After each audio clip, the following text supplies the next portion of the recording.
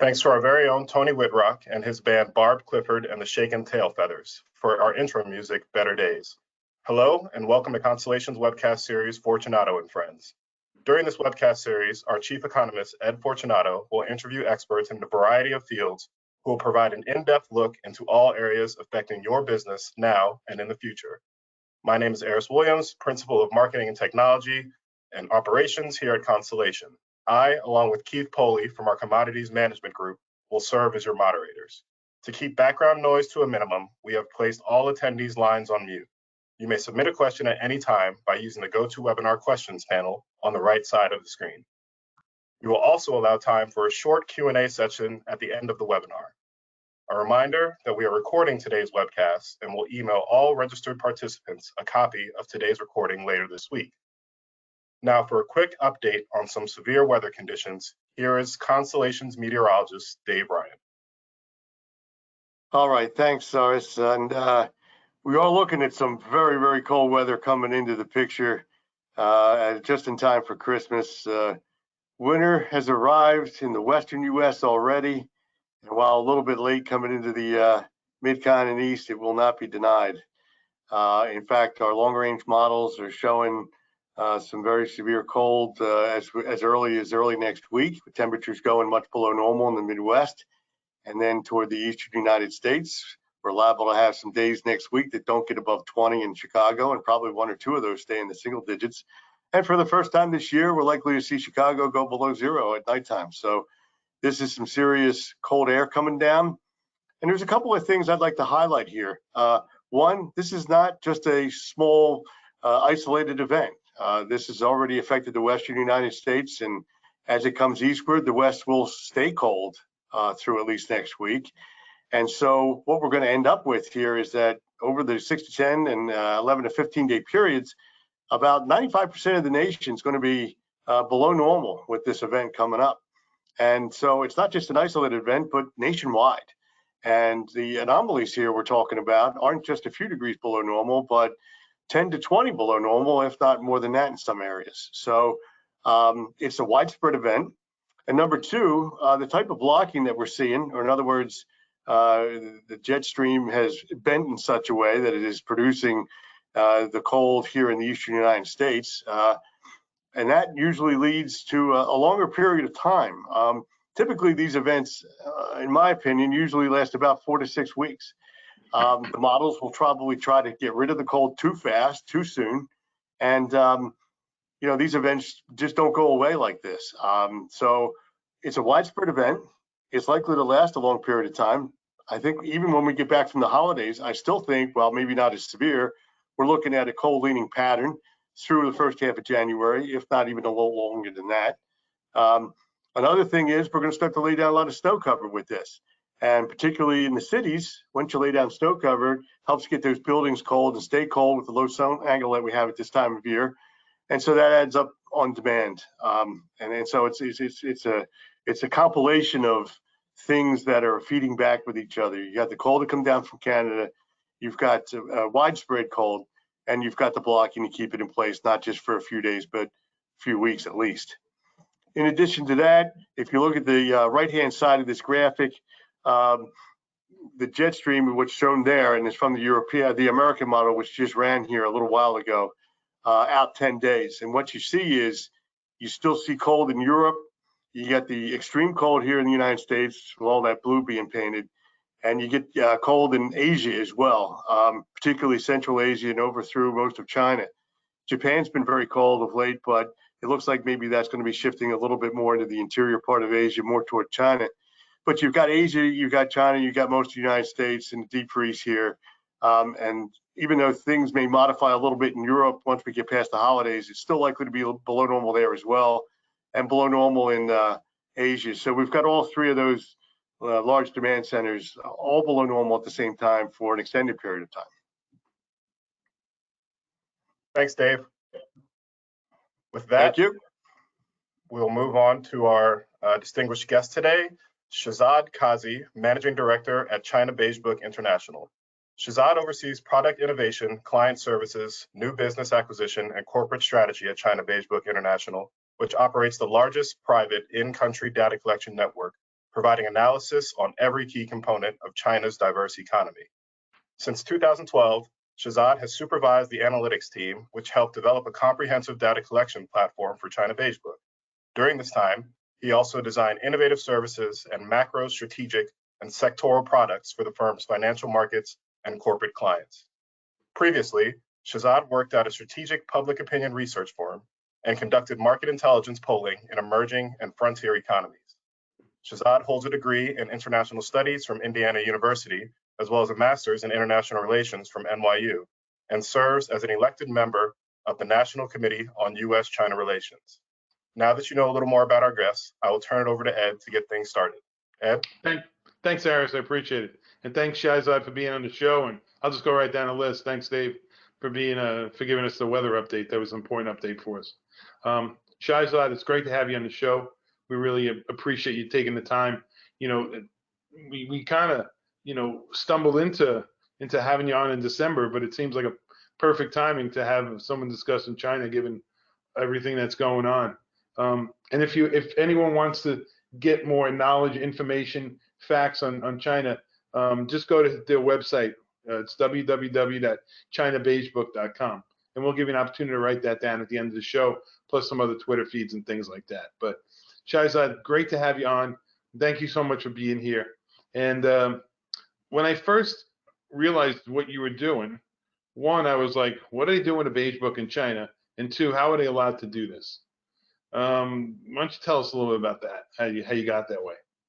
Yeah, absolutely. First of all, thank you for having me on. It's a pleasure, and thanks for to everybody on the team here with us today. It's been a really fascinating journey, and we got going about 12 years ago, and the idea at the time was very simple. We looked at the Chinese market and said, there's essentially not a single private indicator of one of the world's largest, as a matter of fact, the world's second largest economy. When you look around, you look at the US, UK, Japan, Germany, and so forth, you've got government data, but you have tens of private data series that markets track and markets turn on. And nobody was doing that for China. The only option that investors and that corporates that wanted to do business in China had was to rely on slow-moving official data, which of course has a number of challenges, which has reliability issues, which has manipulation problems, and of course has the usual problem the government data does, which is it's slow and it's revised constantly. So we said, look, why don't we create a China data company and provide markets with this big piece of missing information? We actually watched what the Fed was doing in the United States here, the Federal Reserve, and interacted with several branches of the Federal Reserve, the various regional banks here in the US, to understand how their banks were conducting monthly high-frequency surveys of sectors and important economic industries within their regions, and tried to recreate that for China.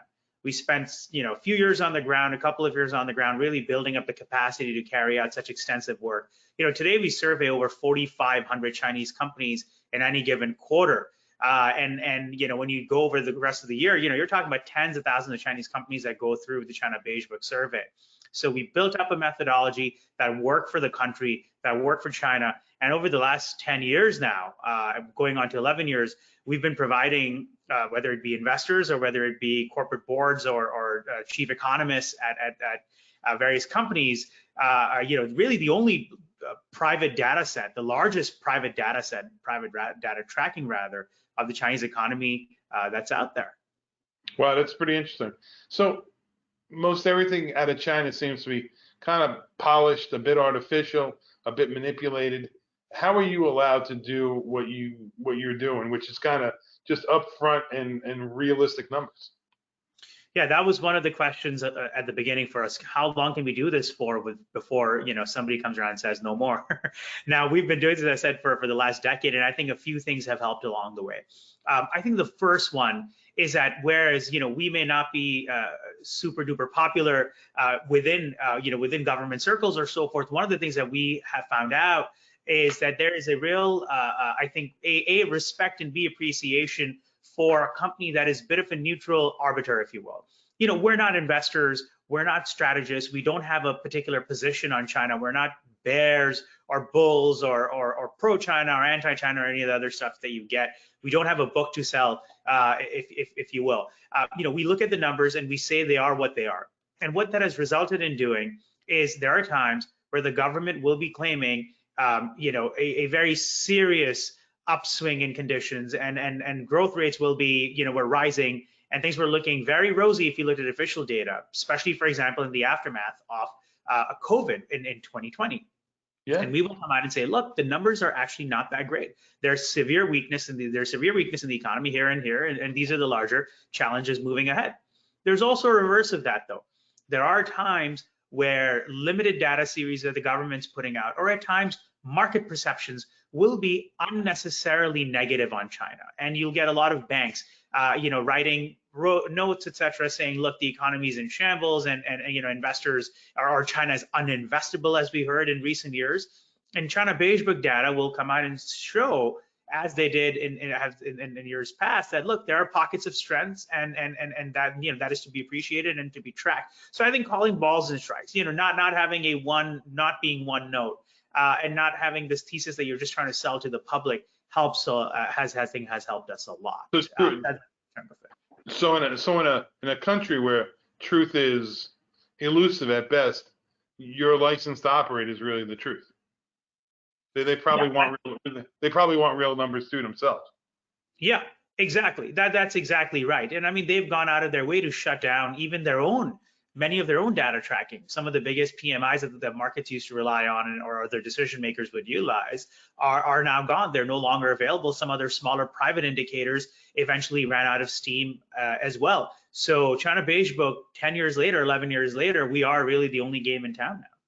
Well, so a few months ago, your company, China Beige Book, put a little video on their website called "The Storm is Brewing in China." And since then, we've had, COVID issues, we've had economic reopenings there, demographics have been an issue there. Let's start with those and kind of maybe touch on where they truly are and not what people perceive or others want to believe. Yeah, China's, ever since COVID has hit, over the last couple of years, has become so central to everything that we're talking about, from supply chain issues to the future of the economic model issues and so forth. One of the problems really has been that there are a lot of myths about both the China comeback and the severity naturally of a China slowdown and what it means. But I think a lot of misunderstanding. So let me kind of walk through a couple of interesting things that have happened that I think your audience would benefit from. I think one of the key things, which really I think came to the fore last year, was the realization that while China was accelerating, its growth was reaccelerating after the downturn, the COVID downturn, and the massive shock to the economy that you got in early 2020, that you no longer could just bet on China going back to its old pace of growth. You couldn't bet on China doing what it did in the past, which was to engineer a very high rate of growth year after year after year by pumping the economy full of credit, by having a model that relied excessively on building things, or high investment on the industrial side, and therefore that juiced growth. That was a model that everybody followed at the provincial level all the way up, and that was a national economic model. Now that was changing, but whether it be, again, whether it's the markets, or whether it's the corporates, or whoever it is, whoever was watching China, that was a big miss, especially last year. So we came out last year, as a matter of fact, in September, and said, look, there's been a paradigm shift in China. The economy is doing better than it was in 2020, but do not expect it to just race ahead. And when things start to get worse, if you don't, for example, see a rebound in consumer spending that is, as large as was being hoped for, but you're all of a sudden going to get the government to step in and the PBOC to step in and just start pumping the economy full of credit. That's not going to happen. There's a paradigm shift. China is going to be looking at a slower pace of growth. In an ideal world, they're going to be growing at a healthier, more sustainable level, but that old growth model has run out of road. And that has been the biggest game changer, but that has also been the biggest thing that has caught everybody by surprise. All those calls about a big stimulus in China, the government's going to step in, there's going to be stimulus, monetary stimulus, fiscal stimulus, it's going to be money, the economy is going to be drowning in credit. those calls were so absolutely wrong because folks, I think, just misunderstood that the policy planning has changed, the policy priorities have changed. And now that's where the economy is. And of course, you've got things about COVID, which I'm sure we'll discuss in a minute. But I think understanding the China economic model of the future is the most critical thing that needs to be done. So when they attach themselves to their modified capitalist system, they promise their people that they take them out of poverty, the peasants out of poverty, and make the middle class rich. That seems like that's kind of coming to an end. How are they going to deal with their population like that? And will we see big political changes as a result? Yeah, the demographics are all sorts of a problem for China because it's a graying economy, which means that the labor market is going to be under a very serious pressure as we get into the future, looking at the next 10 years, looking at the next 15 years or so forth. So the graying economy part is one problem. Of course, what that means is you've got a state which will need far more in the way of social services, provision of social services to the elderly than it does today, and creation of a social safety net, which it lacks today, essentially. We've got one problem there. And of course, at the same time, you also have then the desire now of China to do what it didn't do for years and years, which is grow its population, because you need young people in the market. You're going to need a young labor force. As a matter of fact, a lot of the Chinese regulatory policies that have changed around tech and so forth are sort of crucially linked to that. The question now, of course, is how successful is the party at this next stage of engineering, its economy for the future, which means having young folks in the labor market, having an economy that can take care of that graying population, and how are they able to transform that economic model that can accommodate that labor force, a labor force that is no longer being fed into factories and assembly lines, but instead is looking for white collar jobs, is looking for jobs, whether they be on the financial services side, and on tech and so forth. And that is, the next 2 to 3 decades of China, and watching how successful they are. And this is a new frontier. We've never been here before, and we just don't know how successful China will be, which is why tracking it, of course, has become so incredibly important now for us. So you mentioned families and growth of population. For the longest time, they had a one-child policy, and then they moved to a two-child policy, and now they seem to have opened it up to as much as they want. How is that going? Have demographics shifted in the few years they've done that? It's, I think, too early to tell how successful they'll be. I think because, it has taken time for these sorts of changes take so long to ultimately feed into the system for there to be meaningful change. One of the things that they've been focused on incredibly is bringing down the economic cost of having a family that is bigger than just one child. And core to that, of course, are the changes you see around ed tech.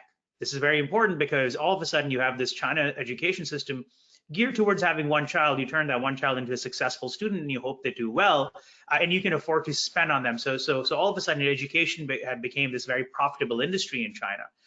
But then what that means is if you want to have 2 or 3 children, you can't afford to do the same for all of them. So the cost of bringing down the cost of education became very, very important. Reining in the edtech sector really kind of, if you're an investor, destroying it in many ways, became foundational to these changes. Same things, by the way, happening to an extent in property as well. High property prices means home ownership is not an affordable dream for every family out there, and so forth. So a lot of the regulation that you're seeing right now, some way, shape, or form, is linked to transforming the economy and making it easier for people to have bigger families. Now we'll see in the next 5 to 10 years really how successful they have been. It's going to take a while to really get to see the results of that. Okay, let's shift gears a little bit. Let's wrap this one up with what kind of economy do they want to have? In an ideal world, the Chinese economy is, no longer dependent on making, small, low tech manufacturing products and so forth. They want to be doing high tech manufacturing in that sector. They want to compete with the United States. Now, of course, they're technologically not there yet. That's, of course, driving all the national security concerns here. Mm-hmm.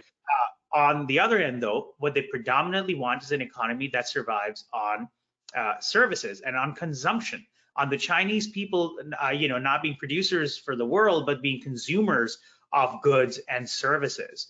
And that requires, of course, a bigger, healthier, wealthier middle class and upper middle class to be able to pull it off. But that sustainable model of expansion, which is reliant on consumption, is ideally where they want to go.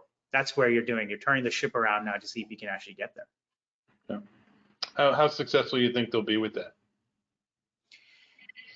Look, it's the jury's out on that. It is, changing something that they've been doing for 30 plus years is not going to be easy. Realigning, for example, local incentives. To have local policy planners, folks in charge of provincial governments and so forth, be able to make the decisions to say, look, banks will have to stop having preferential lending terms for large and state firms, which are, easier clients to give money to because you'll probably get your debt back, especially if they're private companies, and eventually taking on riskier debt from in the form of SMEs, not bad debt in the form of developers and so forth necessarily, but to be able to open up their books and say, yeah, we are going to give credit to SMEs. That is one of the things you hear repeatedly in conferences and press conferences and so forth. But when you look at China Beige Book data, one thing is very clear is SMEs are constantly being shut out of the credit market. Their ability to borrow is a lot less compared to their large firm counterparts. And when they do get to borrow, they pay astronomical rates for it compared to their large firm counterparts. That would have to be one of the biggest things that would have to change on the ground for us to even start thinking about a private sector that can boom in China. Access to credit remains the biggest barrier. So I think it will take a long time for all of those incentives to be realigned and for us to start to see progress on that front. All right. I see, Keith. That was good. Yes. We had a question come in and with the real estate market, Evergrande, we've talked about this before the show. Were people buying apartment buildings? Is that the one avenue investment they had? Real estate was like you said, and how is that going to change now? I mean, that's probably key to transforming the Chinese economy, right? How people invest. Yeah, I mean, housing was the only place really you could put your savings, and of course, home ownership is very, very important culturally also within China. For example, a lot of young men are unable to get married before they own property, so there is a social prestige and social mobility element to it as well. But nevertheless, as you said, one of the safest places you could put your money. Well, it turns out that's not the case anymore, because you had developers who are using customer advance payments. And going on and building the next building before they've even finished this one, and they're using that to go out there and get more debt from the banks to expand more and more and more. And turns out now that they've defaulted and they're unable to deliver to thousands and hundreds of thousands of Chinese families the homes that they've already paid for and are waiting to get.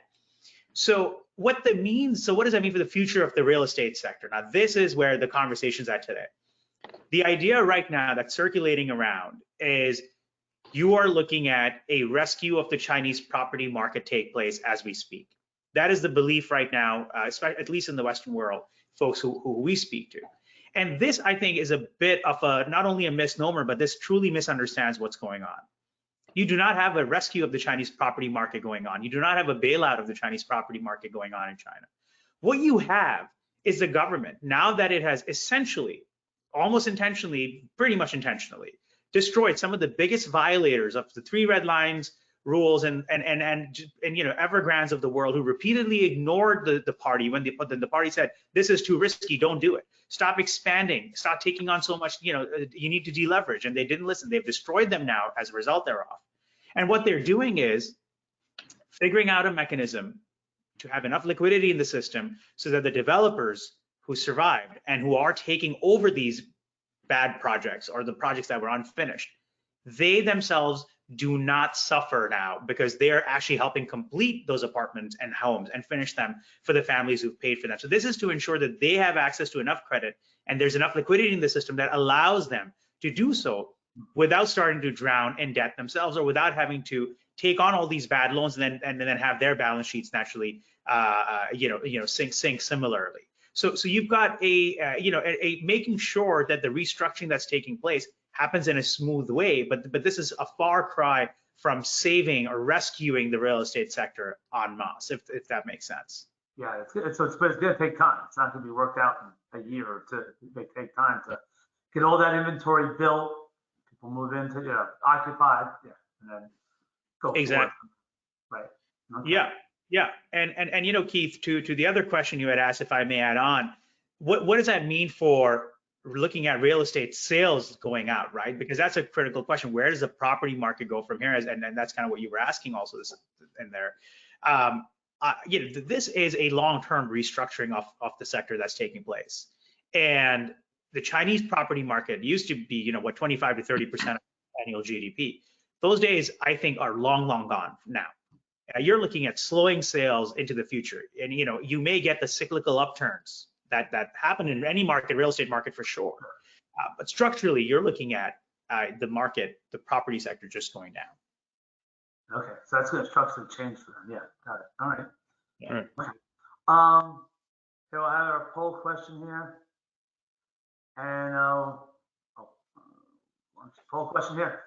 When will China's GDP surpass the US? And obviously the property question probably, has a major influence on that. Has our economy changed? 2025, 2030, 2035, beyond 2040. China was the second largest, it is the second largest economy in the world. It was expected, overtake the US at one point, but that was before COVID. But I think, as you said, fundamentally, and you wrote about this, Saad, in your a Barron's article, that the model back in late October, the model has changed. I think that's a key thing here. So we'll let people vote here on that. People want to fill that out. And then when we get back to it, we'll talk a little bit about geopolitics: China, Russia, China, North Korea, China, Taiwan, China, US. Sounds good. We have one question while we're waiting for people to answer. We have a question come in. There's over 1.4 billion people in China. Would a Democratic government work best, worse, or in the same results in this world economy? I think, well, the economy is probably not changing. That's not going to change anytime soon there right now, as far as we see. These protests showed this was the largest protest they've seen in 30 years. Do you see, China changing politically? It's going to take, I think it would take time, huh? Look, I think, politically, China has gone in the opposite direction of where 30 years ago, or 30, or a little bit less than that, where folks thought, especially folks out in the Western world, and especially here in the United States. The idea was, as we all know, that if you were to let China into the global trading system, that eventually its economic integration into the globe, into the world, and its trading relationship with the United States would lead to us us exporting our values to them, and China eventually not only just having market reforms and becoming a greater market economy, a quote unquote better market economy, but becoming politically democratic as well.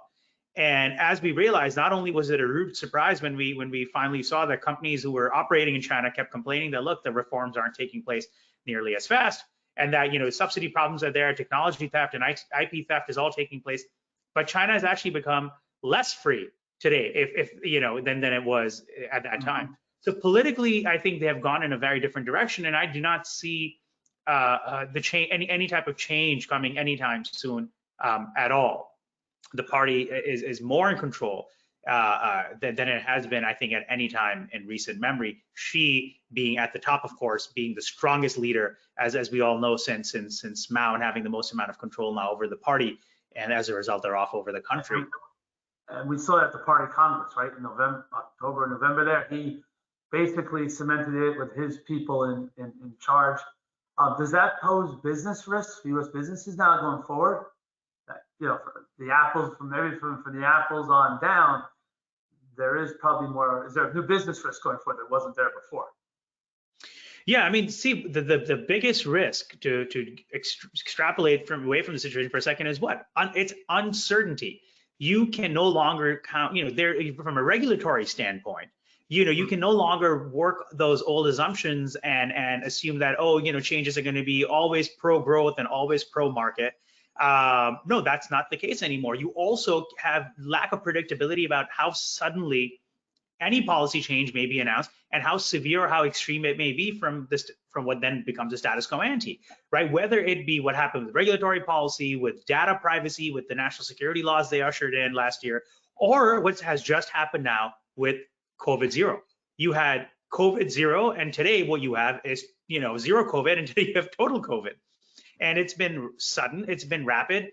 And even the people who were clamoring for a change to the zero COVID policy are now saying, well, this was way too fast, and all this has done is create more problems, right? So I think a lot of the issues in China moving forward are that you have such centralized control that not only will national security prerogatives and Xi's prerogatives continue to dominate where China goes, that predictability has gone away. And gone, I think, are the days of just saying, we've got 3 guys running around Beijing and they tell us what happens and that's all we need to know. Policymakers or rather decision makers, I think, at companies operating in China with China exposure have to just get more sophisticated. They just have to broaden their information sources because of really the lack of knowing what's actually going on. It's more opaque than less opaque. Yeah, more. I'll share our poll results here. When will China scratch this? 10% 2025, basically almost, well, 1/3 2030. It's another, almost 30% 2035, and 1/3 2040. So I definitely think people think it's going to be in the future, wherever, So that's, I think, an interesting take there. What do you think, Shehzad? Yeah, I think, this poll is very interesting to me because, very clearly you see from the results that, it's essentially just under 60% of your respondents say, look, 10 years at the very earliest. That's what I'm reading when I look at those results. Had we taken this poll, I think even 5 years ago, the results would have, I think, projected it to be a lot sooner.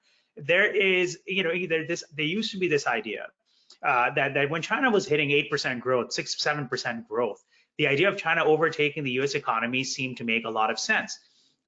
Now we see, and COVID, of course, being the once in a lifetime shock that it is, had played a big role in this. Now we're seeing a China that is struggling on multiple fronts. Now we're seeing a China that has a lot of hindrances or when it comes to just expanding away like it did once. And then we've been talking about some of those. The old growth model not working, demographics being a pressure. When China starts to recover next year, you get a global economy that is going to be in the midst of a slowdown. What happens to China then? And I think that has probably made the conversation a little bit more sober in terms of how soon China can become as big as it needs to be in order to, continue to overtake the world economy, actually the US economy. The second point I would like to make is we always have to remember this, that whereas China is, of course, the world's second largest economy today, by many other metrics, it is very much a developing country that faces the problems that developing countries and emerging markets do, whether it be healthcare facilities, education for their folks, and quality of life, and so on and so forth. And I think those will remain big challenges, which is why the Chinese, the party has to increasingly look internally and has to continue focusing internally on bolstering who they are within, because you cannot be as big and strong if you are, either crumbling from within or have very severe issues that you've left unaddressed. Especially with supply chains pulling out of there as rapidly as they are. Yeah. Between the trade war and COVID. All right. Exactly. So we have some countries' interests here.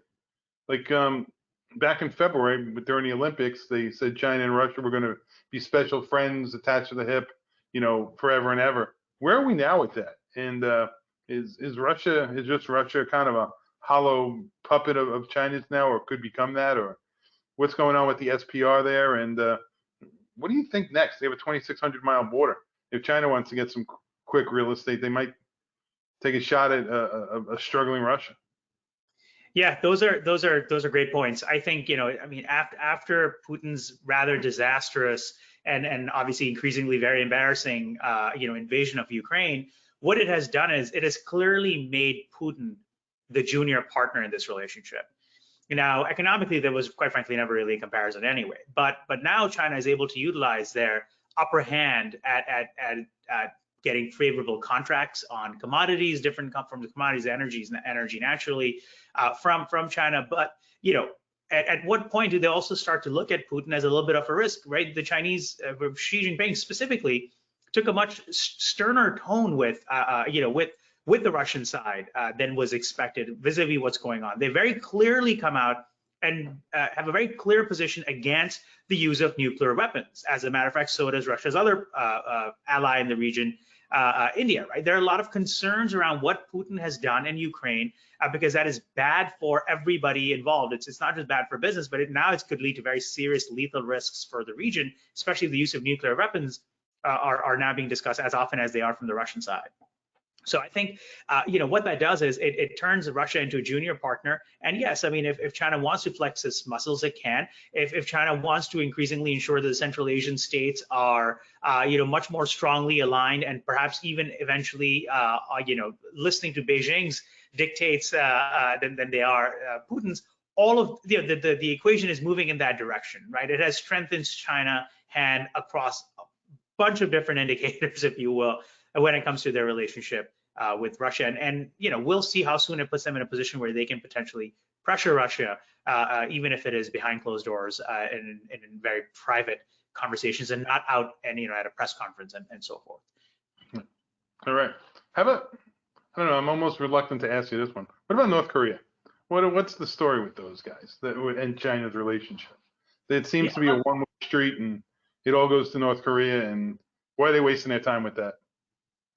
Yeah, I mean, North Korea is a troubled a country to have to deal with, and I don't think the Chinese necessarily enjoy it that often either. But they are nevertheless in a very, very important role, especially from the U.S. angle. That relationship kind of continues on, as it has, where North Korea remains this troubled country. But at the end of the day, China is vital for us in order to, whether it be negotiations in the future, any type of disarmament talk, and so on and so forth. So maybe I'll leave it at that. Okay, it's funny. It's almost like a round robin contest. It's China versus Russia, China versus North Korea. Let's hit Taiwan. That's been the one that's kind of brought most attention here in the States. Yeah. Do you think they take Taiwan now, or they try to take Taiwan now? Do you think that they wait and play the long game and watch it, go their way eventually, or what do you think happens there? Yeah, I think a lot of the Taiwan risk, especially as it's discussed in terms of Xi's urgency to take Taiwan, I think a lot of that got overplayed earlier this year, especially middle of this year. There was a lot of talk around that, especially, of course, when Speaker Pelosi landed there in Taiwan. There's the idea that the risk of if an invasion of Taiwan by China continues to rise into the future. I agree with that. Could it be close to 50-50 5 years out? Probably. But is she in an urgency to take Taiwan next year or the year thereafter? I don't think so. I think there's an immense amount of issues that he has to deal with internally. We're just only talking about overcoming zero COVID and what that even means for the economy to just simply recover and rebound. Forget about the larger things we've talked about in terms of transitioning to a different economic model and being able to pull that through. But part of that is there. The other part, of course, is Taiwan naturally being incredibly important for semiconductor manufacturing. But the reality is that you can't just take over Taiwan and then all of a sudden be in a pole position. China will itself suffer the setbacks, not only militarily. Of course, there's a big risk of what happens when the U.S. responds. And how does the Chinese side? What are the consequences of a U.S. response, which there will be? And of course, then where do the Europeans come in and all of that? But China increasingly getting cut off from the global semiconductor trade. The risk of what happens to China, does the U.S. try to push them off international financial systems, whether it be SWIFT? Do we go as far as trying to push them off the dollar? So what kind of financial and economic punishments do we levy on? I mean, the reality is that she's seen the rapidity with which the U.S. side moved when it came to Russia, and the swiftness of the economic sanctions and the financial sanctions that have taken place there, and they are most certainly watching and taking notes. So I think all of that will play a big role in their calculation on Taiwan. Maybe one last point, which I think is very crucial to make, that that we always like to stress, is this: in analyzing Taiwan, and more importantly, the invasion of Taiwan by China, we shouldn't focus just specifically on this broad monolith called China. We should focus as much as we can also specifically on President Xi, right? What are his policy priorities? What does he need to do? if he's eventually in a position where certain hardliners have to be pleased and he has to make a more aggressive move on Taiwan, I can see that risk of an invasion or war going up. But watching his position, I think, is going to tell us a lot more than just maybe assessing the situation in broad national security terms. Okay. Well, I'm a little bit older than people here, and I remember there was a big panic in the United States in the 80s with Japan. It was going to take over the country. They bought Rockefeller Center and the Christmas tree, and it seemed like all the capital was going to Japan. And then China comes along in the early 90s, and it seemed like all the capital went there. Is there another place or another situation where all the capital just kind of moves away from China and another nation gets strong or another collection nation gets strong and China kind of just flattens out and goes away? Look, I mean, I think, we are, what we're talking about now. So decoupling, I think, is critical to the question you've asked. We've gone away from that era where we were aligned on our trade policies. We were aligned on lots of other things. Troubles were always there in the relationship. But year after year, we were very unhappy with Chinese market practices, and we're hoping that they would reform more and so forth. But more importantly, there was this idea of growing together into the future, and now that is gone. It's out the window. Certain amounts of decoupling on the trade side is taking place. Supply chain decoupling is now a national security conversation in the United States and in the capital, and it will increasingly stay that way. And the decoupling of important supply chains, whether they be pharmaceuticals and critical products and so forth, will absolutely have to happen and will happen over time.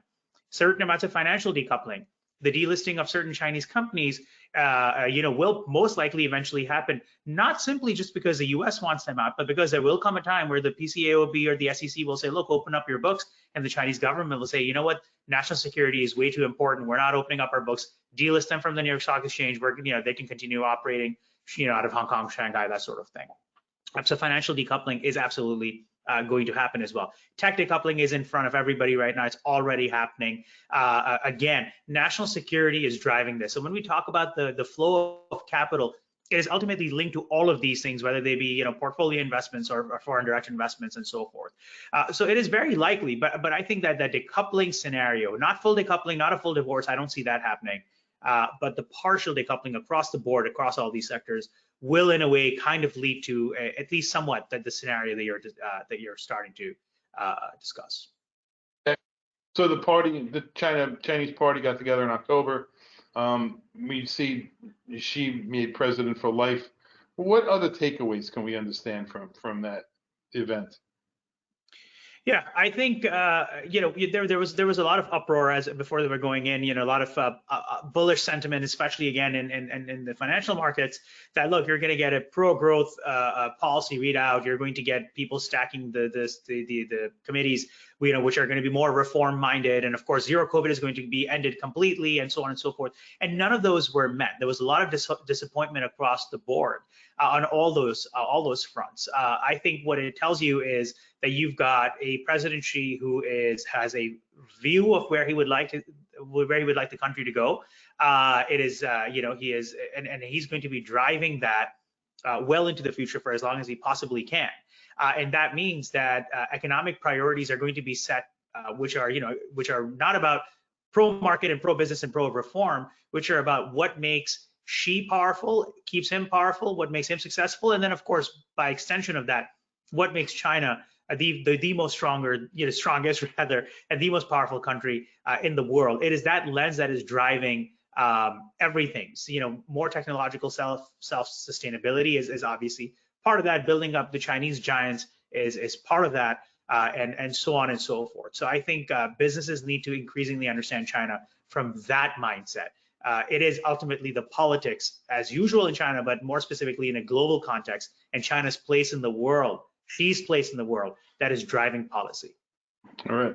What about the tariffs? We had the trade war with Trump a few years ago. Biden came in, kept them. You don't hear about them much anymore. What's going on with those, and what are the impacts of them? Yeah, you don't hear about tariffs anymore because, what happened was that when the Biden team took over, you had folks who actually agreed with the tariffs, who actually agreed with the Trump policy, theoretically, not the specifics at all. They wanted other forms of tariffs and wanted to take away the tariffs that existed. They wanted more 301 investigations and so forth happen on China, especially the USTR and her office. And then, of course, you had, what in the Trump years used to be called the quote unquote globalist camp. And their versions of the Biden administration, whether they be the Secretary of Treasury, to a large extent the Secretary of Commerce, and a battle ensued within the administration, as we know.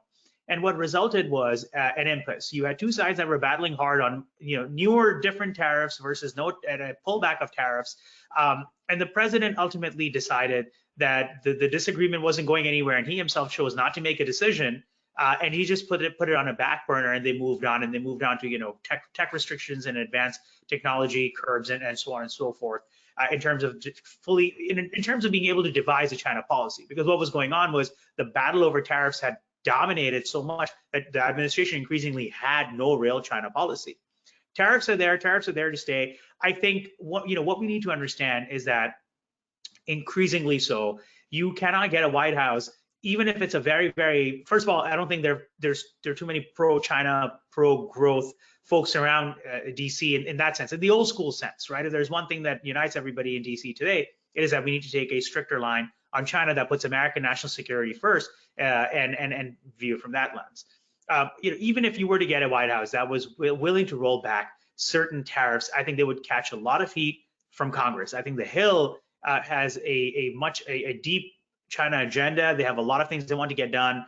This is it's a bipartisan issue. Both sides of the aisle agree on a stricter China policy, if you will.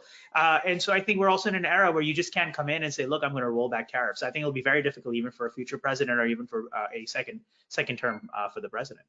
All right, one quick question from me, and then I want you to share what's on the front of your mind with China, because you're the expert. Give me odds on the protests in China turning into something more than that, i.e. Iran situation. I think, we saw the protests happen, and we saw the protests kind of go away nearly as quickly as they happened. And some of that, of course, people say, well, yeah, people came out and what they wanted were the COVID, the draconian COVID curbs to be rolled back. They got it, and it's a high risk place. So they went back. Do I foresee repeated protests taking place to the point where that becomes a real challenge for the party? Very, very low. In my opinion, very low probability. If you're looking up for 2023, quite frankly, beyond that.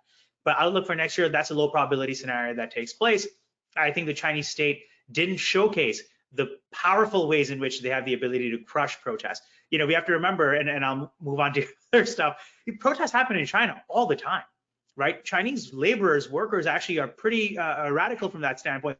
They come out in the streets quite a lot. And as a matter of fact, these protests started out, or at least the first set of them was at the Foxconn factory. It was laborers and workers who were doing this. But you see the police and local security officials and so forth put it down, pretty aggressively at times. So that's I think a low risk thing. I do not see the political makeup of the country changing and trending towards something more responsive anytime soon. Okay. And then what's your last thought? What's in front of your head for 2023 or coming up for China? I think what corporate decision makers and others need to understand is it's vital now to track how the rollback of these COVID restrictions that you had in place, how does that actually impact economic activity? How soon do Chinese consumers, for example, become comfortable starting to spend again and spend again on a consistent basis? Well, that's tied into the other part of the equation. How soon are Chinese businesses, and incrementally so it will be, but what does that look like? Ready to invest, ready to hire, ready to train, a labor force, ready to expand their businesses. So I think tracking that recovery over the next year and the nature of the recovery is going to be incredibly critical. Tracking monetary policy, how it evolves, because you've got a China that potentially now, finally, as a matter of fact, will have the ability to do stimulus. They couldn't do stimulus if they're locking the economy down this whole time, which was one of the key things we kept saying, which is why we were so against this big stimulus call repeatedly. Well, now you have the room to do stimulus. So what does that look like? Of course, that puts you in a completely different camp than where Europe and America are going, where policies becoming restrictive and tighter. So I think understanding that recovery is going to be key over the next year, over the next couple of years, and then that positions us to what does China look like as they try to steer away from that old growth model, right? How successful are they being? That scorecard, I think, once the economy recovers a little bit, we can start really keeping score and then tracking progress towards that big economic shift that we've talked about, which is decades in the making, really. All right. Thank you. Keith, take it away with the question. Sure. One question I think related to that, the transmission. There's always a battle on tariffs, but okay, well, intellectual property rights, data privacy is also tied into some of those tariffs. How does that relate to TikTok, Hui, how does that evolve now going forward? Because that's been a big point of contention. Intellectual property rights has been a big, between the U.S. and China in the past. Yeah, I think intellectual property issues are going to continue to dominate the conversation. I think especially, if you're on the one hand, you're starving China of access to advanced technology, what then happens as a result is, the government, the party becomes more and more desperate and will look for alternative, probably not so legal ways of also acquiring access to the technology, as of course, yes, other countries have done that in the past historically and so forth. But I think, so intellectual property challenges, intellectual property theft, I think we'll see more and more of that. I think you may also get a China then that responds from a regulatory standpoint in a much harsher way and says, if you're going to come in China and make in China, well then, we need to have greater access to what you're doing. You need to have the partners who are helping you do it on the ground need to have greater access to the technology. And so I think IP stuff is going to remain front and center. That risk is not going away anywhere. Do you think that's going to push countries to move out of China, like to India, Vietnam? One question, even, chip companies coming back to the U.S., like Arizona. I mean, there's concern over Taiwan, manufacturing semiconductors in Taiwan, but how's that going to impact their change in growth? Yeah, the short term, not so much, right? Because companies are constantly looking out for the loopholes that the law does have, which actually, funny enough, allow them to send a lot of technology into China, even though it may not be the ones that are, that are at the very cutting edge of what we're concerned about right now. Plenty of technology flows can happen. As a matter of fact, companies are able to obtain licenses and continue operating in China in any event. So I think, companies for the foreseeable future will still be looking for opportunities within China. I think they'll just have to make sure that they're watching the U.S. regulatory risk at the same time, and that side of their practice will also have to be very, very sharp. We had like two questions related to like digital currencies. We didn't talk much about crypto, but like a lot of crypto miners were in China, got cheap hydropower or coal power to come to the U.S. looking for a home. How does the digital currency, how does that fit into China's growth plans, you think? Yeah, I mean, the sexy topic, as usual, is, will the yuan take over, of course, and will the digital yuan really take over everything? I think at the end of the day, the yuan becoming digital, while it may help, it's unless the yuan is a currency that is convertible internationally, that is utilized enough that you can actually use to do, to trade with other countries, to obtain other forms of goods and services and so forth. Its digitization is not going to be the game changer it is often played out to be. So I think, again, the eyes need to be focused on what happens to the yuan itself. Where does that go as a currency? And that will define the impact of the digital yuan. With one question here on, come down to the end here. Hong Kong, Hong Kong helped drive a lot of China's growth from when the turnover from in '97 from Great Britain. Will international investors ever believe in Hong Kong? How do you see Hong Kong's growth impacting China, or what's going on in Hong Kong? Best case scenario, optimistic, but very, very cautious. I think a lot of folks have decided that operations need to be moved to other places like Singapore. They're still in Hong Kong, but they've scaled back on their Hong Kong exposure. Hong Kong is not what it used to be. The Hong Kong of the 90s and the 2000s was a different Hong Kong than of the 2020s. And I think companies, banks, and so forth, they're operating with that understanding. Hey, Keith, last question. Harris was back. Okay. On the Evergrande debt, was that Chinese investors or foreign investors or a mix? It was a mix. A lot of foreign investors got hit pretty badly. I mean, there are a lot of foreign bondholders who are, hoping to get their money back, and they're probably, as usual, last on the list. Yeah, okay. So they got burned now for the first time, Oh, yeah. big whack. Oh yeah. Okay, all right, yeah.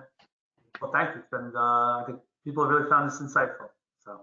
Yeah, this has been a fantastic hour. We hope to have you back in 2023. Yeah, I would love to. This is great. Great conversation. Thank you for having me. Thank you. Yeah, thank you, Shehzad.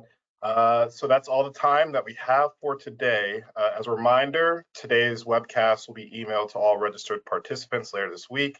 In addition, we'd love to hear your feedback. We encourage you to complete a brief survey and share your thoughts regarding today's webcast. We hope you'll join us again on January 5th for our next Fortunato and Friends.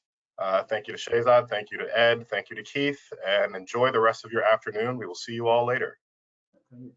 Take care, everyone. Thanks again, Shehzad. Take care. Bye-bye. Thanks, Rod. Bye, Keith. Bye, Iris.